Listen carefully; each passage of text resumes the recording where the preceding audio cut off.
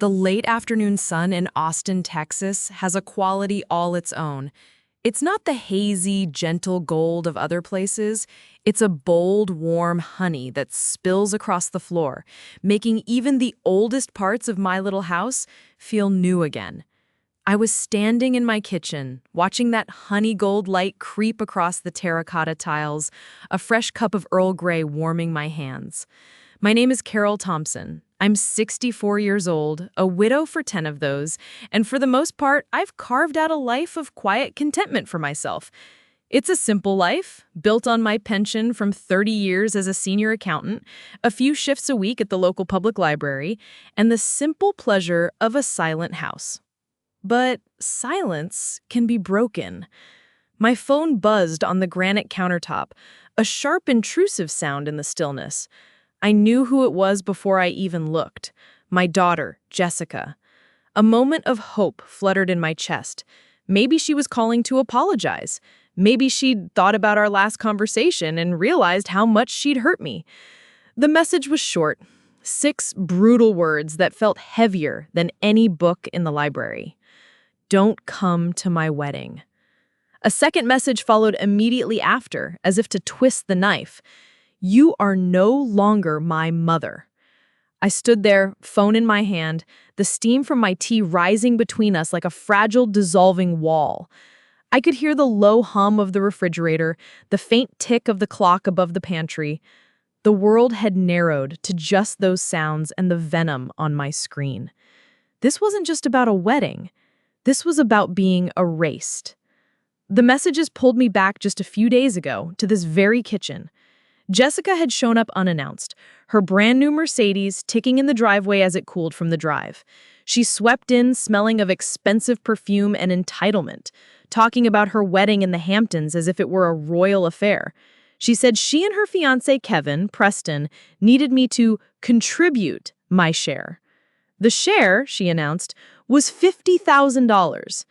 She spoke as if I had a drawer somewhere stuffed with cash, as if my 30 years of balancing ledgers for a construction firm had left me with a fortune. I looked at my daughter, my brilliant, beautiful girl, and I saw a stranger. I told her, calmly, that with my savings and careful planning, I could give her $10,000. I was proud of that offer. It was a significant portion of the money I had carefully set aside for my own future, for the years when the library shifts might become too much. Her eyes, the same blue eyes I'd stared into 1,000 times when she was a baby, narrowed into slits. 10,000? She scoffed. The sound sharp and ugly in my quiet kitchen. That's nothing, Mom. That's an insult. Kevin's parents are covering the venue, the caterer, the flowers. Eleanor was right about you. She said you'd never be able to keep up. Eleanor Preston, my daughter's future mother-in-law, a woman who owned a chain of boutique hotels and wore her wealth like armor, a woman who looked at me during our one and only meeting as if I were something she'd scraped off the bottom of her designer shoe. Now my own daughter was using this woman's words as a weapon against me. 28 years of being her mother, weighed against a bank account and found wanting. I told her I couldn't give her more. It wasn't a choice. It was a fact. She rolled her eyes, sighed with dramatic impatience, and walked out. The click of her heels on my porch was the sound of a door slamming shut on our entire life together. And now this, a text message to finalize the execution. I stared at the words on the screen, feeling the foundation of my world crack beneath my feet. I thought that was the cruelest thing she could do. I was wrong. The cruelty was just getting started. The 2 days that followed were lived in a haze. I moved through my house like a ghost, the silence no longer peaceful, but echoing with the words on that screen. I'd pick up the phone to call her, my thumb hovering over her name, before the memory of her coldness stopped me. What was there to say? She had drawn her line in the sand. I was on the wrong side of it. On the 3rd day, the mailman delivered another blow. It wasn't a text message this time, but something far more cold and official. It was a thick, cream-colored envelope, the kind of expensive paper that feels important before you even open it. The return address was a prestigious law firm in downtown Dallas. My hands trembled slightly as I slid it open. The letter inside was a masterpiece of passive-aggressive legal jargon. It referred to their clients, Mr. and Mrs. Richard Preston, and it politely requested that I refrain from any further contact with both Jessica and their son, Kevin. It spoke of avoiding any potential emotional distress for the happy couple in the lead up to their nuptials. It was a cease and desist letter for a mother's heart. They were telling me, in the coldest way possible, that I was not wanted, that my very existence was a source of distress. But they weren't finished. Tucked behind the letter was a glossy printout from a social media page. It was Eleanor Preston's. The photo showed the entire Preston family, Richard, Eleanor, and Kevin, with my Jessica nestled in the middle, beaming. They were all dressed in coordinating shades of blue, looking like a page from a catalog for wealthy, perfect families. The caption underneath read, "Feeling so blessed to have our family finally complete with the daughter we always wished for." The air left my lungs in a rush. This wasn't just my daughter pushing me away anymore. This was a coordinated attack. This was Eleanor, a woman I had met only once, publicly declaring my replacement. She had bought my daughter with a new car and the promise of a lavish lifestyle, and now she was parading her prize online, making sure the world, and I, knew that I had been officially erased. They were trying to bully me into disappearing, to shame me into silence with their lawyers and their money and their picture-perfect lies. The pain I felt was sharp and deep. But as I stood there in my hallway, staring at that photograph, something else began to bubble up from beneath the hurt. It was anger. A cold, clear, righteous anger. This wasn't just an insult. It was a declaration of war. Before we go any further into this, I have to pause. This story gets intense, and I'm sharing it because I know I can't be the only one who has ever felt this way. I'd love to know who is listening and where you're from. Let me know in the comments what city or country you're watching from and what time it is for you right now. It helps me feel like we're all in this together. They thought their fancy lawyers and their smug social media posts would be enough to break me, to make me crawl into a hole and hide. But as I held that cruel piece of paper, something inside me shifted. It wasn't sadness anymore. It was cold, hard resolve. They had just made the biggest mistake of their lives. I walked into my small home office, the lawyer's letter clutched in my hand. My gaze fell on the silver-framed photograph on my desk. It was my husband, David. He'd been gone for 10 years, but the kindness in his eyes never faded. He was a builder, a man who worked with his hands and believed in solid foundations. He wasn't impressed by flashy facades. He knew that what mattered was what was underneath, the things you couldn't see. "Truth is like the sun, Carol," he used to tell me, wiping grease from his hands with a rag. "You can shut it out for a time, but it ain't going away." His voice, so clear in my memory, was a balm to my wounded spirit. He wouldn't have stood for this. He wouldn't have let anyone, no matter how rich or powerful, treat his family this way. And in that moment, I knew I couldn't either. My resolve hardened from a liquid feeling into something solid, something I could build on. I turned to my old wooden filing cabinet, the one I'd used for decades to keep my accounting records immaculate. I pulled out a faded leather-bound address book I hadn't opened in years. My fingers, papery and dry, flipped through the pages past names of old clients and friends who had moved away or passed on.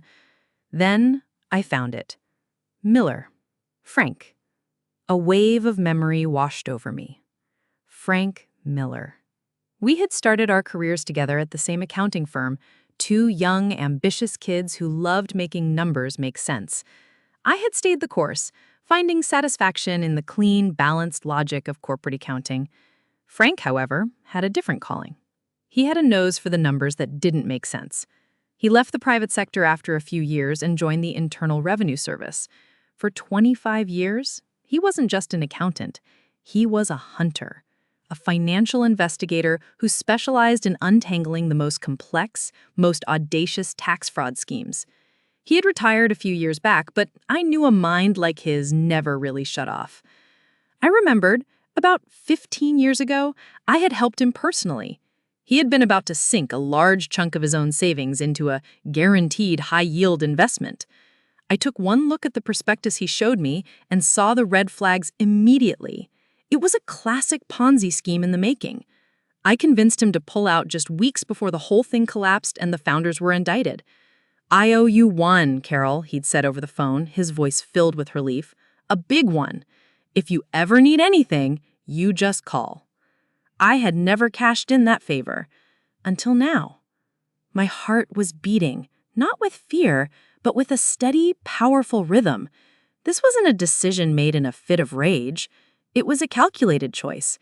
It was the first step on a new foundation, one built on the truth David always talked about. I picked up my phone, my thumb hovering over Frank's name. I pressed the call button. The phone rang once, twice, then a familiar, gravelly voice answered, a little older, but just as sharp. "Carol, is that you? It's been a dog's age." I took a deep breath, the air filling my lungs with purpose. "Frank," I said, my own voice surprisingly steady, "I need a favor. I need you to find everything, and I mean everything." What he would uncover was far dirtier than I could have ever imagined. I didn't waste any time. I laid out the entire sordid story for Frank over the phone, my voice low and even as I recounted every detail. I told him about Jessica's demand for $50,000, the dismissive wave of her hand when I offered what I could. I described the expensive car, the talk of the Hamptons, the way she'd thrown Eleanor Preston's name in my face. Then I told him about the lawyer's letter and the soul-crushing social media post. Frank was silent on the other end of the line, a silence that felt heavy with experience.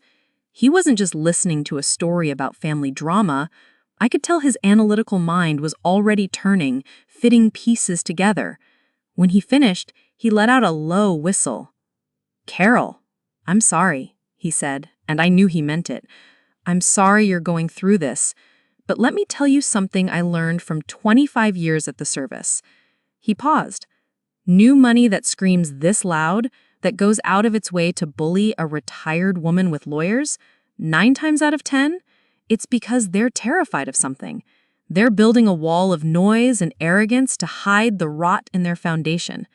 His words resonated with everything my husband, David, had ever taught me about structures. The fancier the facade, the more you have to question what it's covering up. "Here's what I propose," Frank continued, his voice shifting from sympathetic friend to seasoned investigator.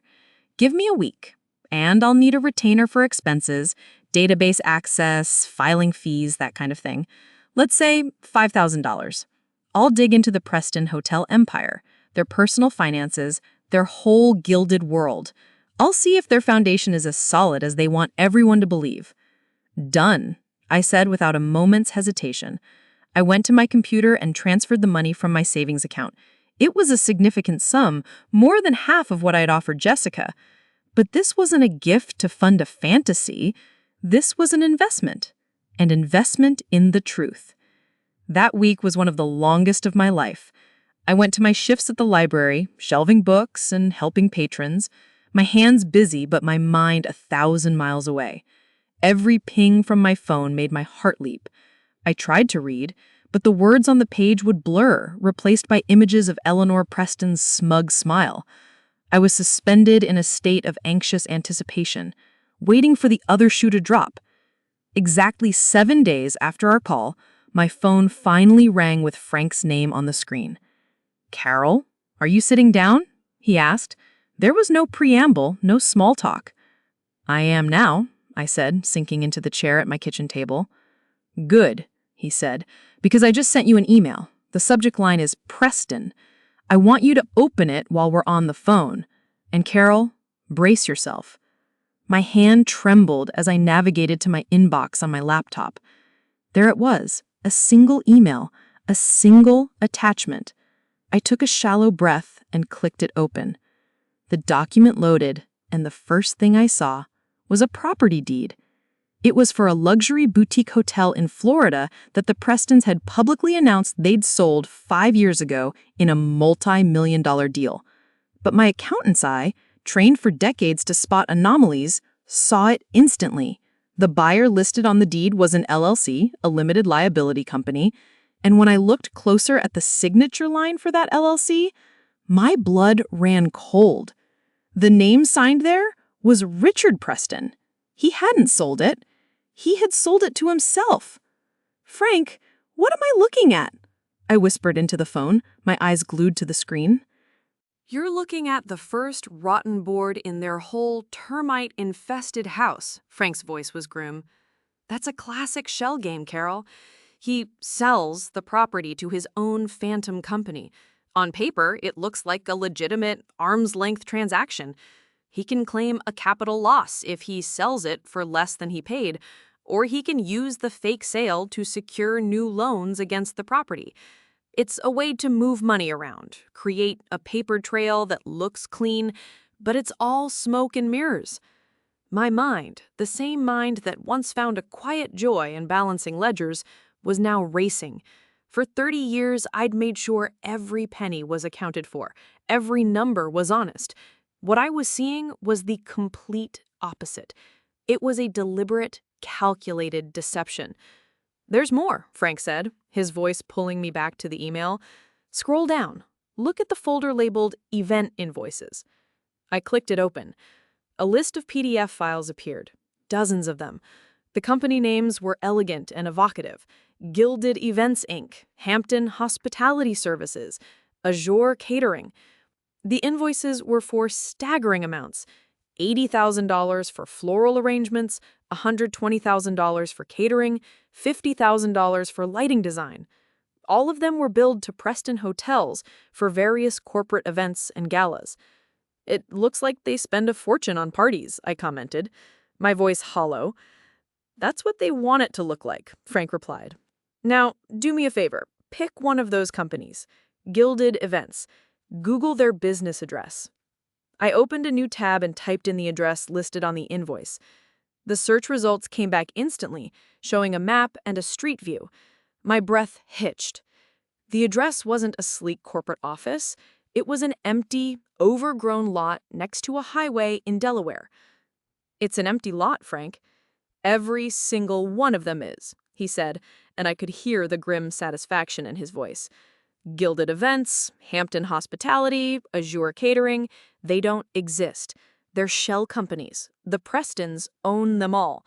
They create fake invoices from their fake companies, pay them with money from their real company, and then funnel that payment right back into their own pockets, tax-free. They're literally paying themselves with their own money and writing it off as a business expense. It's a classic money laundering scheme, Carol. And they've been doing it for years. I leaned back in my chair, the sheer audacity of it taking my breath away. All that wealth, the foundation of the life that had so mesmerized my daughter, was built on a web of lies. The Mercedes, the Hamptons wedding, the designer clothes, it was all funded by fraud. They weren't just wealthy, they were criminals, hiding in plain sight behind a veneer of social grace and expensive letterhead. "So the $50,000 they wanted from me," I started, the sickening realization dawning on me, "was probably meant to be funneled through one of these fake companies too. They wanted to use your clean money, your retirement savings, to wash their dirty laundry." The thought made me physically ill. They hadn't just insulted me, they had tried to make me an accomplice to their crimes. The anger I'd felt before was now white hot.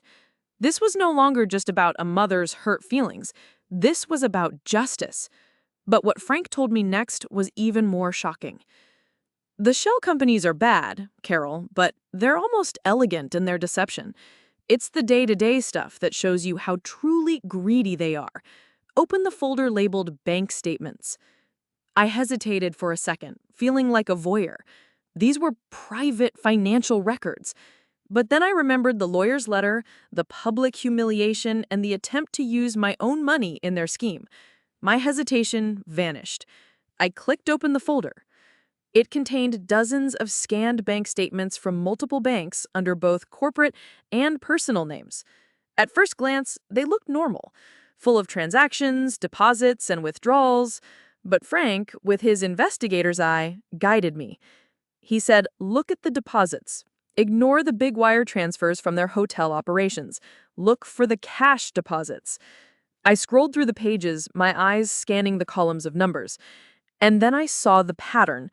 A deposit for $9,500 in cash. 2 days later, another one for $9,000. The next week, $9,800. They were all there, a steady stream of cash deposits, always in different branches of the same bank, and always just under the $10,000 mark. Structuring, I breathed, the old accounting term coming back to me instantly. Exactly, Frank confirmed. Any cash transaction over $10,000, and the bank is legally required to file a currency transaction report, a CTR, with the feds. It's an automatic red flag for potential illegal activity. So what do people do when they're trying to launder cash? They structure their deposits. They keep them just under the reporting threshold to stay off the radar. But a pattern like this, he let out a dry chuckle, is even bigger of a red flag to someone who knows what to look for. This isn't just a business owner depositing the day's earnings. This is a deliberate, systematic effort to wash cash. Where is all this cash coming from? I asked, horrified. That's the million-dollar question, isn't it, Frank? Some of it is probably skimmed from their hotels. Cash payments for rooms or services that never make it onto the official books. But the sheer volume of it suggests something more. He directed me to another subfolder. This one was labeled consulting fees. It was a list of payments made from the Preston corporate accounts to various individuals. The descriptions were vague: consulting services, advisory fee. But it was the names of the recipients that made my stomach clench. One of them was a city councilman in a small Florida town where the Prestons had just built a new hotel, a man who was famously the deciding vote in approving their controversial zoning variance. Another was a health inspector in New York. A third was a high-ranking official in a hotel workers' union. They were all receiving regular consulting fees from the Prestons. These aren't consulting fees, are they, Frank? Of course not, he said, his voice flat. They're bribes, payoffs, hush money. They're paying off officials to look the other way on regulations, to get permits pushed through, to keep unions quiet. That's likely where some of the cash is going. But it also suggests where some of the cash might be coming from in the first place. When you operate this deep in the muck, Carol, you're not just dealing with crooked politicians, you're dealing with all sorts. The image was sickening. A world of backroom deals, envelopes of cash, and quiet corruption, all funding the lavish wedding my daughter believed was a fairy tale. She was about to marry into a family whose empire wasn't just built on lies, but on a foundation of systemic sleaze. The perfect family from the social media post was nothing more than a criminal enterprise disguised with good table manners and expensive letterhead. And as if that wasn't enough, Frank had one more piece of the puzzle, one that was somehow even more personal and insulting. The bribes are one thing, Frank said, his tone shifting as if he were about to deliver the worst news yet. The payroll. I braced myself and clicked. The folder contained spreadsheets, detailed payroll registers for Preston Hotel Group employees. It was a sea of names, social security numbers, and salary figures. It was the kind of document I had prepared and reviewed thousands of times in my career. I need you to look at the payroll for the corporate headquarters, Frank instructed. Specifically look for any employees hired in the last 6 months. I sorted the spreadsheet by hire date. A handful of new names popped up. I read them aloud to Frank.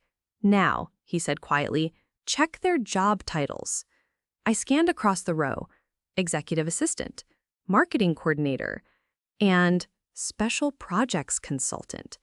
My eyes lingered on that last one. The salary was listed at $150,000 a year. It was a high salary for a vague title. A special projects consultant who was hired 3 months ago, Frank said. Now, I did a little extra digging on that one. I ran the social security number listed for that consultant. Guess what came back? What, Frank? The number belongs to a man who has been deceased for 8 years, he said flatly. I gasped. A ghost employee? A ghost employee, he confirmed. It's one of the oldest tricks in the book. You invent a fake employee, put them on the payroll, and the salary checks get deposited into an account you control. It's another way to siphon money out of the company tax-free. They are literally paying a dead man a six-figure salary. The sheer naked greed of it was breathtaking. But Frank wasn't done. "Now look at the name of the executive assistant," he urged. I looked back at the screen. The name was familiar, but I couldn't place it. Then it hit me. It was the last name. "Her last name is Preston," I said slowly. "Cynthia Preston. A niece, maybe?" "She's Richard Preston's younger sister," Frank corrected me. "According to public records, Cynthia Preston has been living in a full-time neurological care facility in Arizona for the last 12 years. She's in a vegetative state, Carol. She can't work. She probably can't even sign her own name." A wave of nausea rolled over me. They had put their own incapacitated sister and sister-in-law on the payroll? They were exploiting her name, her very identity, to steal from their own company. This went beyond financial fraud. This was a profound moral rot, a level of depravity I could barely comprehend. These were people who would steal from their own helpless family member? What wouldn't they do? This was the family my daughter was so desperate to join. A family that built its fortune on fake companies, cash bribes, and the stolen identities of the dead and the infirm. The pain I felt for Jessica was suddenly immense. She wasn't just being foolish. She was a lamb being led to a slaughter she couldn't see, mesmerized by the beautifully decorated abattoir. I felt a surge of protective instinct so fierce it almost knocked the wind out of me. My anger was no longer just for myself. It was for my daughter. She had been blinded by them, manipulated by them, and I was the only one who could open her eyes. "Frank," I said, my voice shaking with a rage that was colder and harder than steel, "what do we do? How do we expose this?" The plan he laid out next was audacious, terrifying, and absolutely perfect.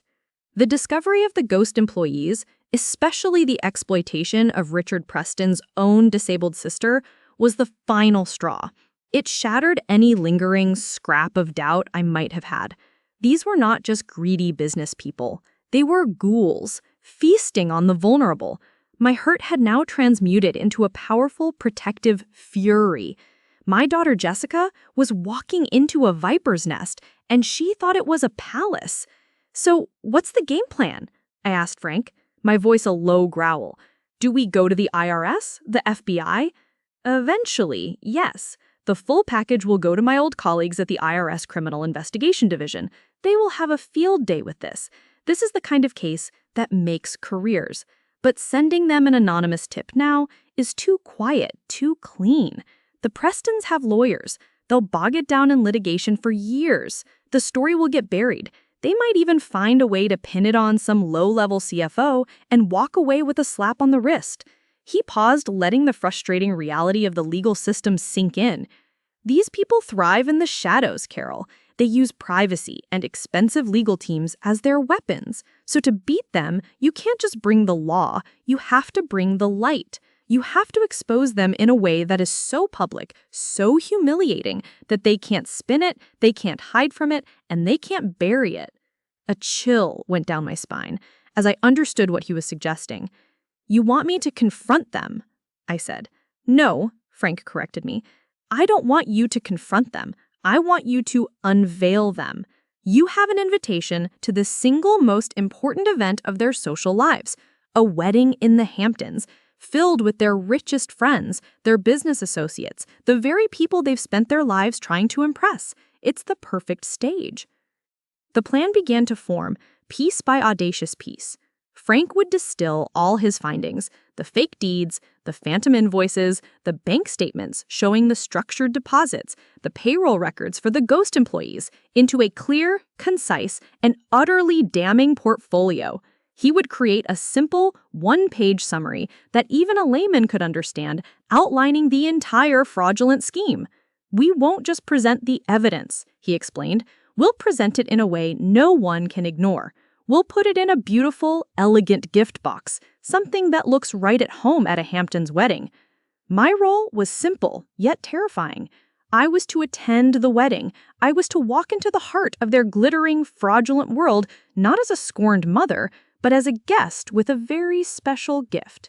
I was to wait for the perfect moment during the reception and present this gift to my daughter in front of everyone. "Let them be the ones to open Pandora's box," he said, his voice hard as iron.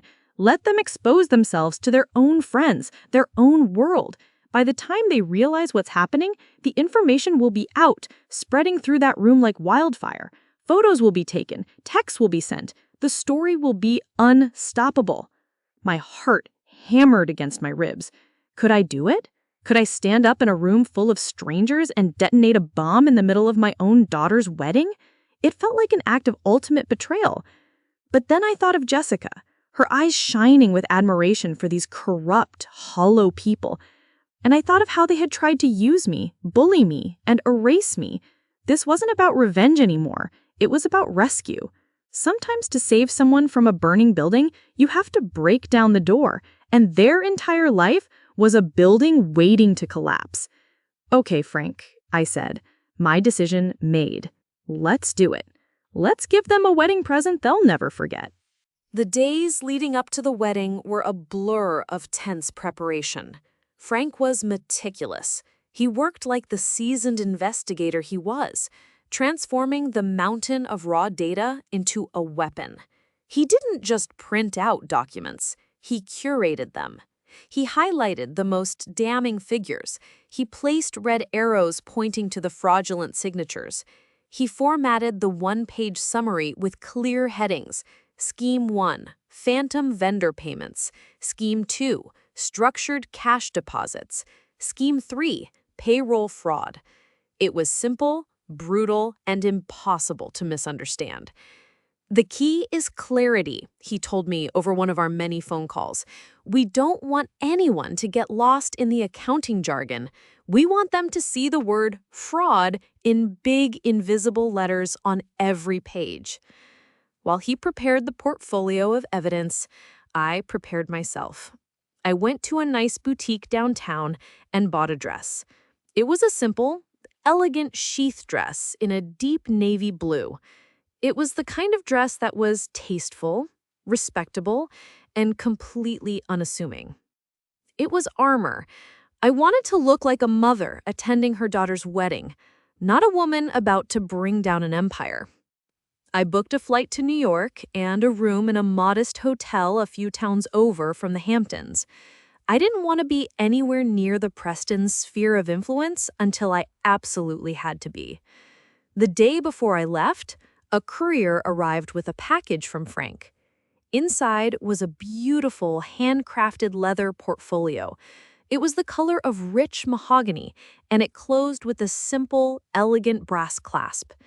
It felt heavy in my hands, heavy with the weight of the truth it contained. Tucked inside were the documents, perfectly printed and arranged.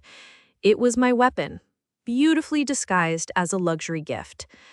I sat at my kitchen table, the portfolio open before me, and I felt a wave of fear wash over me. What if I couldn't go through with it? What if at the last moment I saw Jessica in her white dress and my nerve broke? What would this do to her? Would she ever forgive me for turning her wedding day into a public spectacle of ruin? I have to pause here for a moment. I know many of you have been on this journey with me from the beginning, and I just want to say thank you. Your support means the world. If you're still listening, if you're still with me right now, do me a favor and just type the number 1 in the comments below. It helps me know you're out there, and it gives me the strength to tell the rest of this difficult story. As I sat there, wrestling with my doubts, my eyes fell again on the picture of David. I could almost hear his steady, practical voice. "You do what's right, Carol, not what's easy." He was right. Turning a blind eye would be easy. Letting Jessica marry into that nest of vipers, letting the Prestons continue their life of crime unabated, that would be the path of least resistance. But it wouldn't be right. My love for my daughter had to be stronger than my fear of her anger. My love had to be a tool for liberation, not for silent complicity. I closed the leather portfolio. The snap of the brass clasp was a sound of finality. My fear was still there, a cold knot in the pit of my stomach, but my resolve was stronger. I was not just doing this for myself anymore. I was doing it for the daughter I remembered, the girl who believed in right and wrong before the world of glitter and gold blinded her. I was going to give her her sight back, even if it meant she would hate me for it at first. The flight to New York was surreal.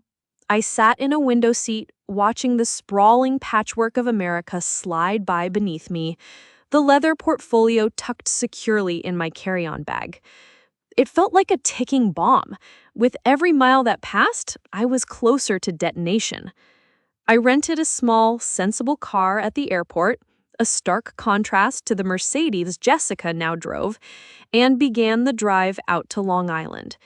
The city's dense architecture gradually gave way to sprawling suburbs and then to the manicured green perfection of the area surrounding the Hamptons. Everything was pristine.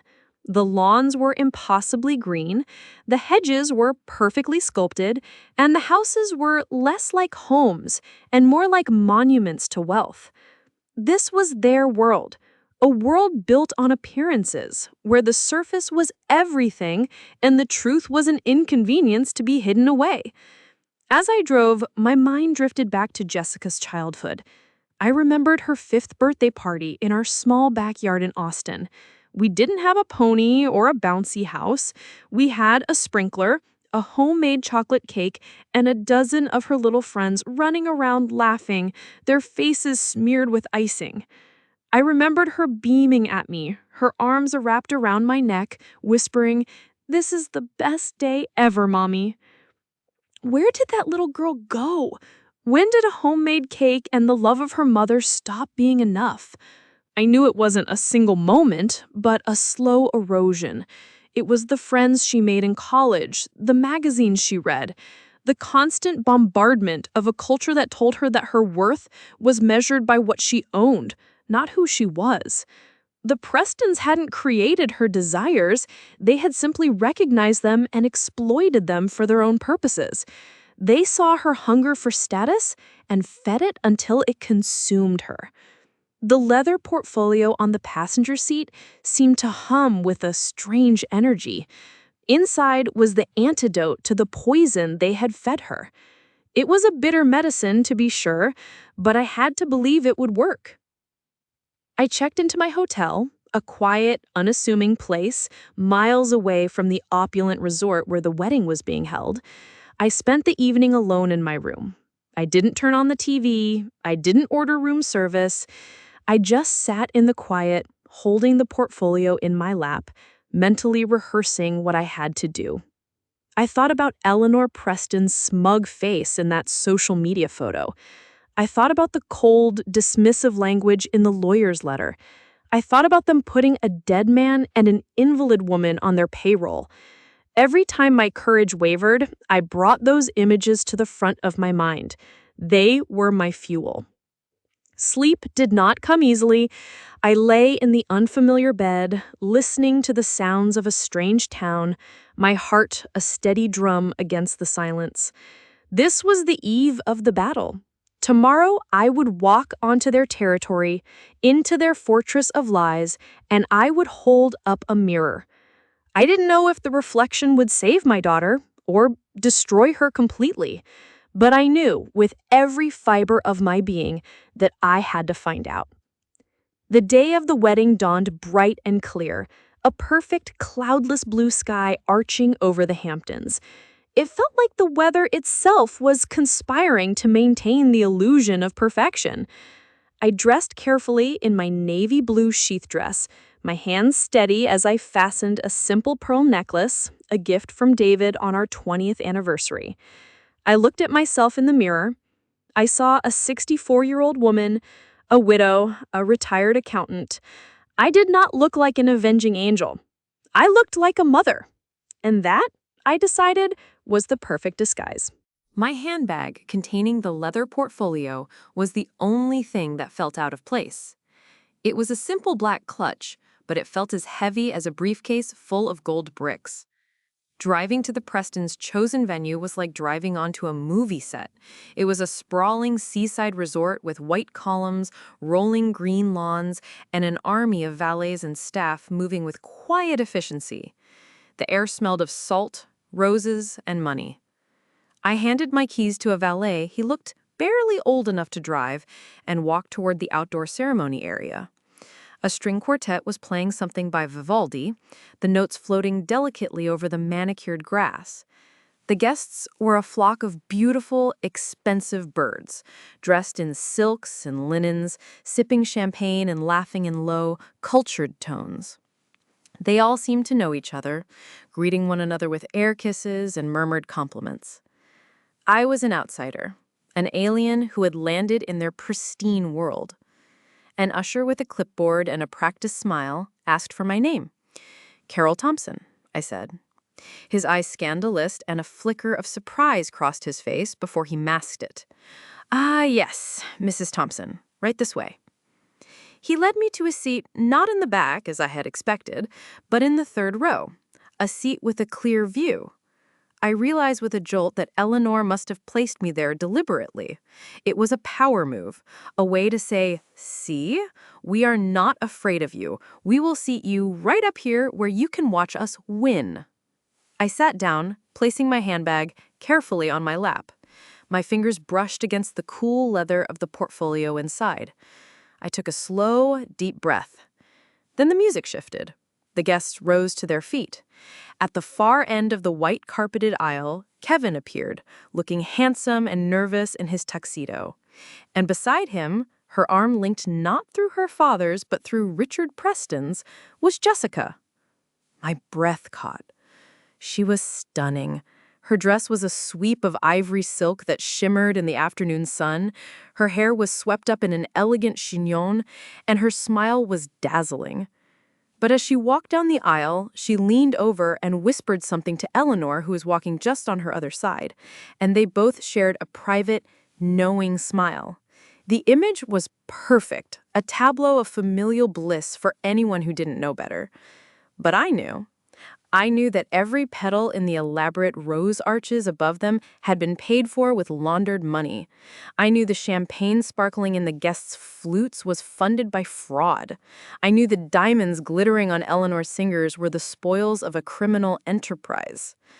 I watched my daughter take her place at the altar, beside the man she was about to marry, flanked by the family she had chosen over me. They thought this was their victory. They thought this was the final scene of their perfect story. They had no idea that I was about to write the epilogue. The reception was held in a grand ballroom that shimmered under the light of a dozen crystal chandeliers. The tables were draped in white linen, set with gold-rimmed china and towering centerpieces of roses and orchids.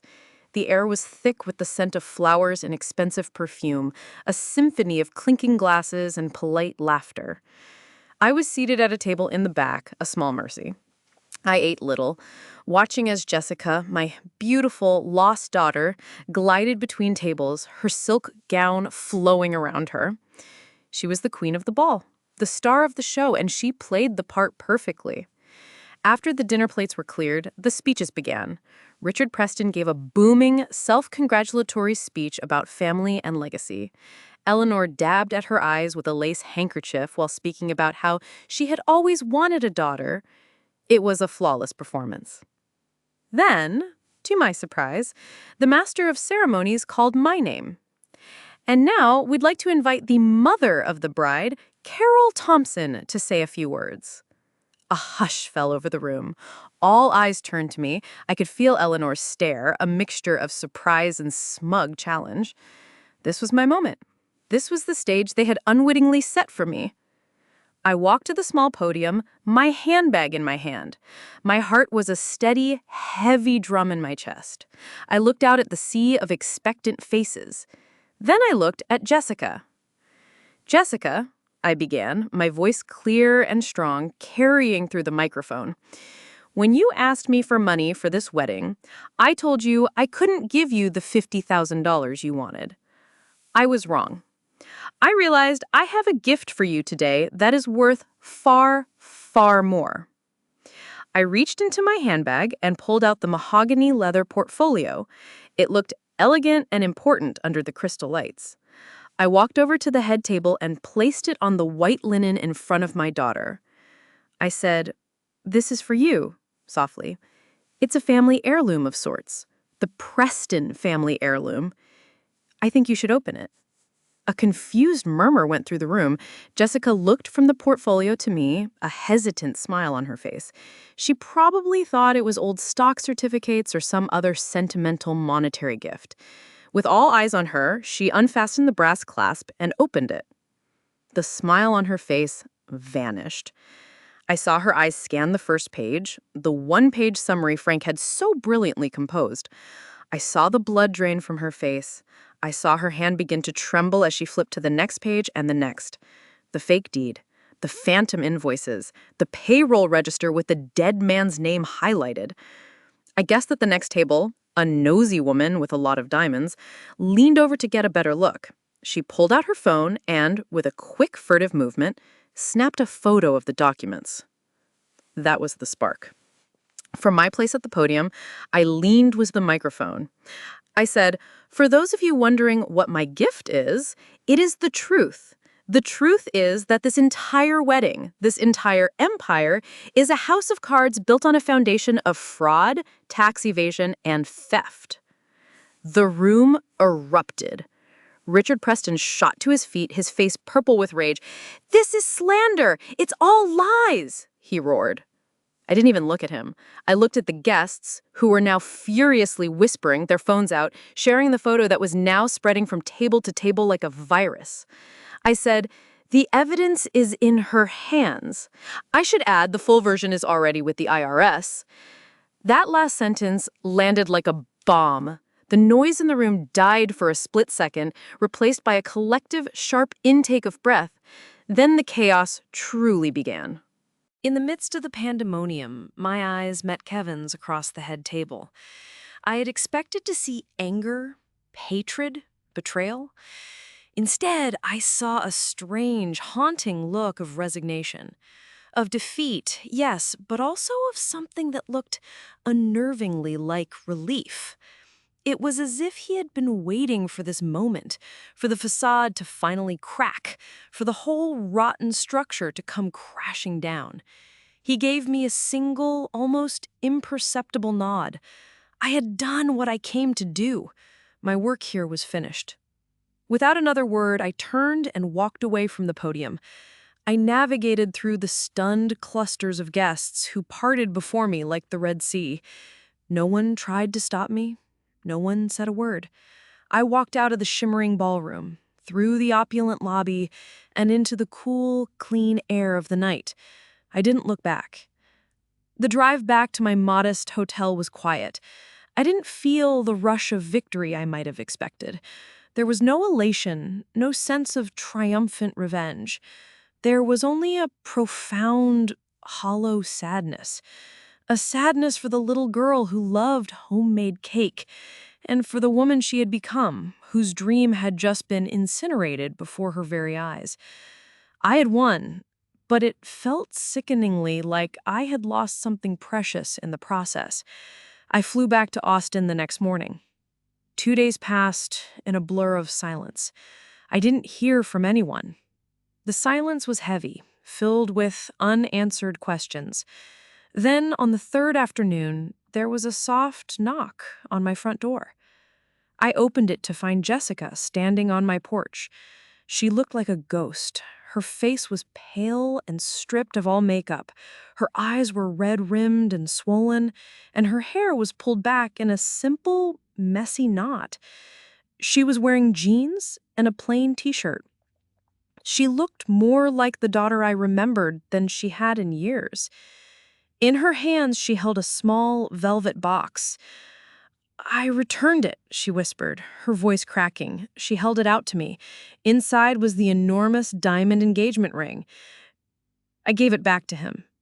She collapsed into my arms, her body shaking with sobs, the way she used to when she was a little girl who had fallen and scraped her knee. I held her, stroking her hair, my own eyes filling with tears. When she could finally speak, she told me everything.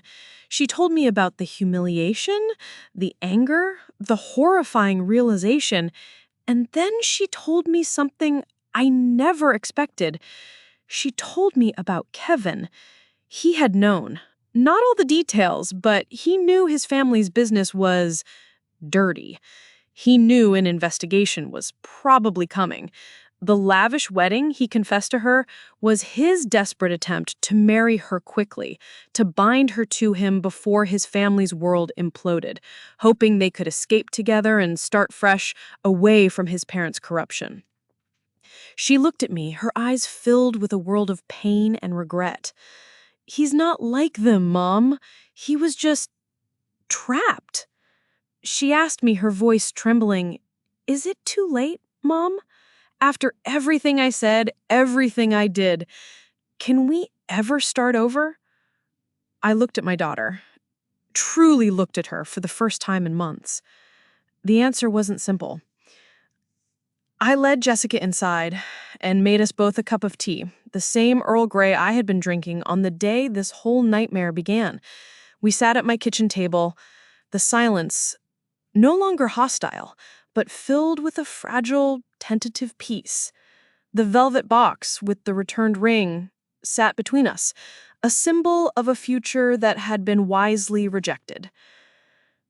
"Starting over isn't like flipping a switch, sweetie," I told her softly, my hand covering hers on the table. "Forgiveness isn't about forgetting. It's about choosing to move forward with your eyes wide open. It's a path we have to walk, not a destination we can just arrive at." She nodded, tears rolling silently down her cheeks. "I was so blind, Mom. I was so stupid. I let their money, their lifestyle, all of it. I let it make me forget who I was. I let it make me forget you. They were professionals at creating illusions. You just got caught in the most powerful one they had." We sat and talked for hours, really talked for years. She told me Kevin had already spoken to federal investigators, agreeing to cooperate fully against his parents. He was staying with a friend, having cut all ties with his family. He and Jessica had decided to take things slow to see if they could build something real and honest, away from the wreckage of his family's lies. As the afternoon light began to fade, Jessica asked a question that made my heart ache with a bittersweet mix of love and hope. "Can we still have a wedding?" she asked, her voice barely a whisper. Not, not like that, but a real one. Just a few people in the backyard, maybe?" I smiled, a real, genuine smile that reached my eyes. "I think the backyard would be perfect, with a homemade chocolate cake." A watery smile touched her lips. "I'd like that," she said. The news reported that the Preston Hotel Group was under full investigation by the IRS and the FBI. Their assets were frozen, their empire crumbling to dust, just as Frank had predicted. They would face the legal consequences of their actions. Justice, in its slow, grinding way, was being served. My story has a complicated ending. It isn't a simple fairy tale of good triumphing over evil. It's a messy, painful story about love, loss, and the difficult, often brutal path to truth. It taught me that sometimes a mother's love isn't about protecting her child from the world. It's about giving her the strength to face it, no matter how ugly it is. It's about being willing to shatter a beautiful lie in order to reveal a difficult but life-saving truth. And that brings me to you. Thank you so much for listening to my story today. I shared it because I believe in the power of telling our truths. I want to ask you, have you ever been in a situation where you had to make a choice between keeping a painful peace and speaking a disruptive truth? What did you do? Please share your experiences in the comments below. Your stories matter, and they help us all feel a little less alone. If this story resonated with you, please consider giving it a like and subscribing to the channel. It truly helps, and it ensures you won't miss more stories about the complex, challenging, and ultimately hopeful journey of life. Thank you for being here.